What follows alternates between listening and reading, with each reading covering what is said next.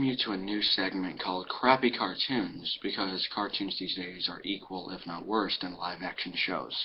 Let's start off with Krabby Chronicle from Spongebob Squarepants, a show that's gone to little crap from a retarded horse in Detroit. Yeah, let's begin. We start out with Mr. Krabs, a once kind-hearted but still pretty stingy crab, to complete overlord with a dying mission to do anything for money. He sees his newspaper business is failing and he is losing a false newspaper company called the Bottom Feeder. So, like Mr. Krabs he is, he will steal someone's idea and make it his own. Of course he won't do it himself. He will force his employee SpongeBob to do it. Note, this is one of the only episodes I've watched of the newer episodes that I find SpongeBob the protagonist.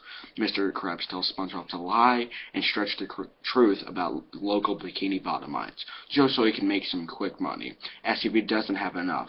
Mr. Krabs is my least favorite character on the show, starting because of this episode. Need I remind you, it didn't really help him in one-course meal. Yeah, I'm gonna get into that. He forces SpongeBob to do it, knowing that SpongeBob feels bad for what grief he has caused. And then Mr. Krabs wants SpongeBob to come out with the wildest story ever.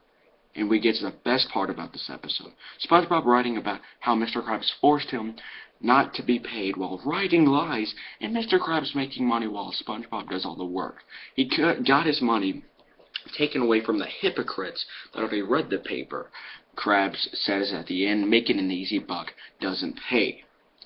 Everybody could have learned a freaking lesson if it just ended with the episode in that whole quote. But no, guess what Mr. Krabs does? He counterfeits money. He creates fake money on a kid's show. Now kids will probably think, maybe I get my printer and put a dollar bill in it and make some money. What type of ending was that? The sad thing about this episode is that it had potential, but Mr. Krabs completely ruined the episode. No lessons learned at all. My rating, 2 out of 10, because I loved how SpongeBob ruined Mr. Krabs like that and gave him payback. But Mr. Krabs always has to get his way. This episode was completely terrible, but not as terrible as the others I've reviewed, I guess. So, yeah. If there's any possibility that this crappy cartoons keeps on happening, I'll probably get something else that's not a SpongeBob episode, just to, keep up originality, because I'm pretty sure you're getting tired of me talking about SpongeBob, so that's it. Have a nice day, I guess. I don't know. What else? Whatever, I guess.